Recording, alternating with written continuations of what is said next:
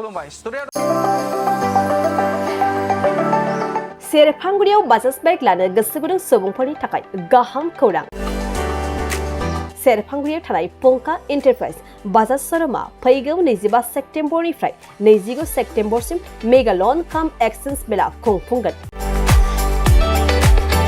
बाइगिरि बिथांमोननो आरसि इन्सुरेन्स लाफानानै 10,999 रां बेसेनावनो लवेस्ट डाउन पेमेन्ट होनानै बाइक लानो हागोन आरो 500 रां होग्रोनानै गोसोबायदि बाइकखौ आवग्रिना दोननो हागोन।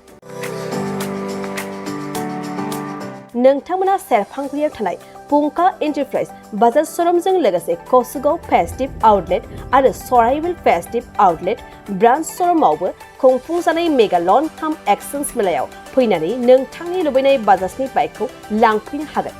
पंका एन्टारप्राइज बाजाज शोरूमा लोगोसे मोजां अफार लाफादेरदों।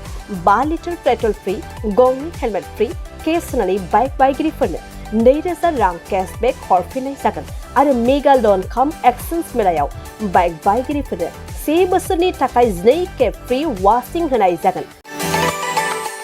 आबुङै मिन्थिबावनो थाखाय 6003817191 9101547892 आरो 9101598021 जानबुं नम्बराव खौरां लाहरनो हागोन।